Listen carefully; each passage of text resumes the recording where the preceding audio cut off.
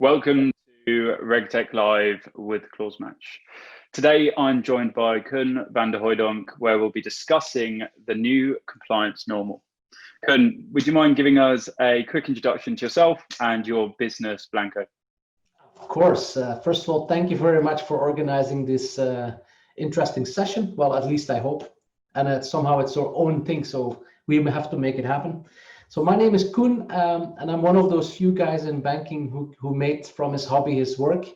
So I've always been passionate about banking. I worked for some big banks as well, and now I'm actually working as a CEO Belgium, Luxembourg, and Germany for Blanco.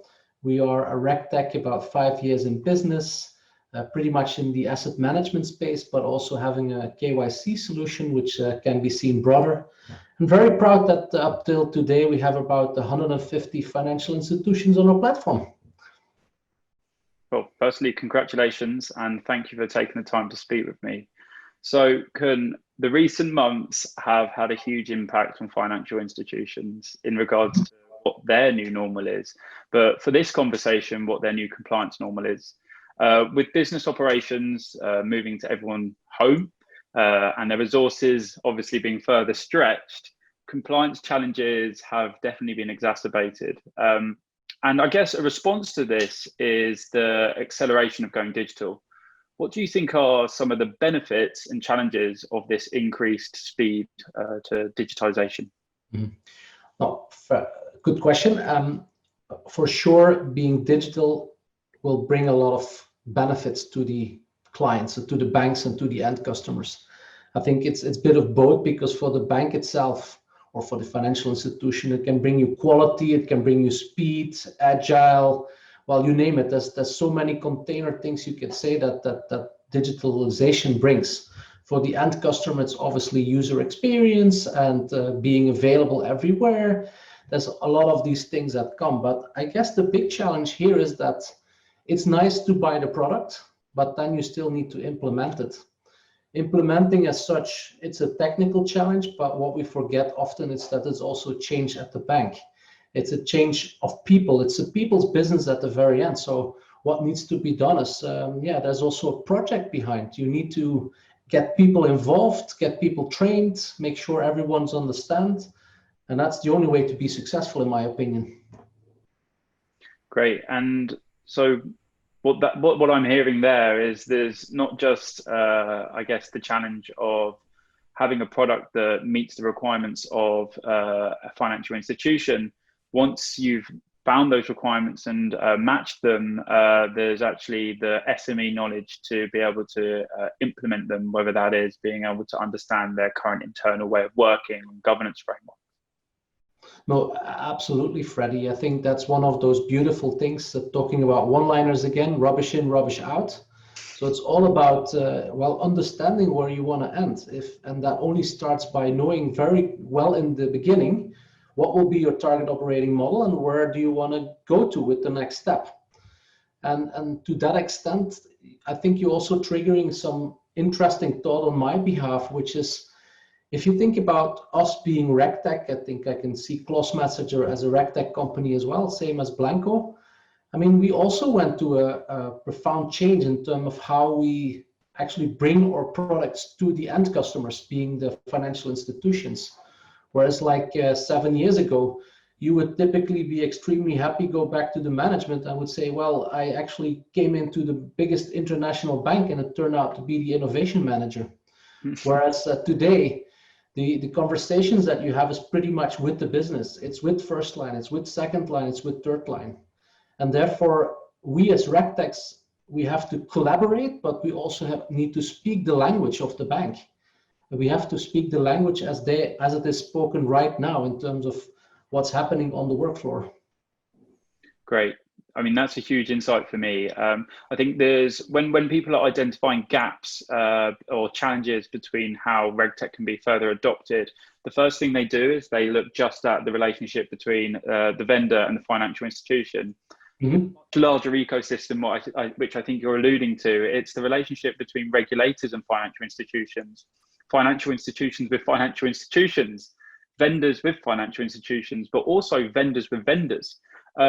what's your current view on how collaboration is playing out at the moment, and where do you think it should?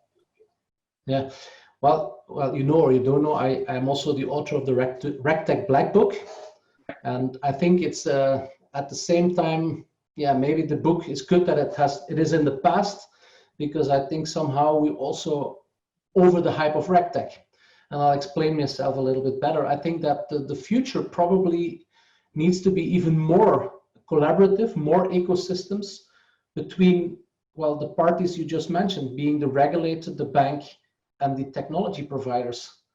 And you need three to tango. It cannot just be two. An example I have in mind is if you do AML and you do transaction monitoring.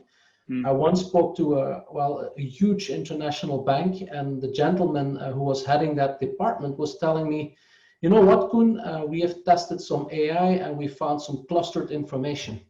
So I was very proud. The second line, I went to my first line and said, hey, CEO, I found something. I found a cluster. I have high suspicion of anti-money, of fraud.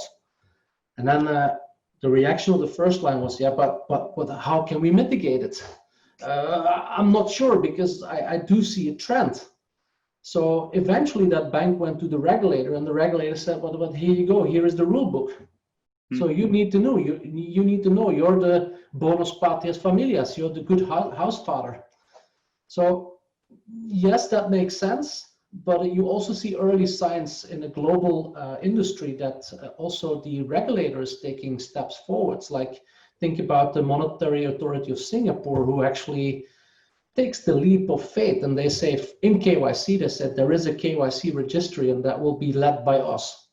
So you see that this is happening. Thinking about certification, it's about mutual trust, and then at the same point you end back in the ecosystem, because there cannot be an ecosystem without mutual trust. I'm going to put you on the spot, if you don't mind. I mean, it's important to create this ecosystem. What do you think can be some quick wins now in hopefully getting towards a more collaborative way of everyone working together? Well, collaboration and partnership starts with transparency. So I guess mutual education and openness towards each other, that would be the first step. Meaning that, and no blame there, if you look at, for example, compliance, and I have a lot of respect for compliance, because if there was one part of the organization within a bank that was put highly on the spot in the last couple of years, it has been compliance, because since the crisis, they had to deal with a tremendous amount of new regulations. But that also meant that they were extremely busy just solving that problem. And they did not have the opportunity to put their heads out there and see what is happening, what tech is available, what tech can do, what combinations and collaborations can do. And I think it's that type of openness. If we would have that kind of conversations, I think that would be definitely a quick win. Great. Same applies for the regulator, by the way. No, I mean, I can agree more, and I think these insights are super interesting. So thank you so much for taking the time today to have this discussion with me. It's been a pleasure to speak with you. Likewise, thank you very much for the opportunity. No worries, Koen. Thank you also to everyone who listened in today. Cheers, bye.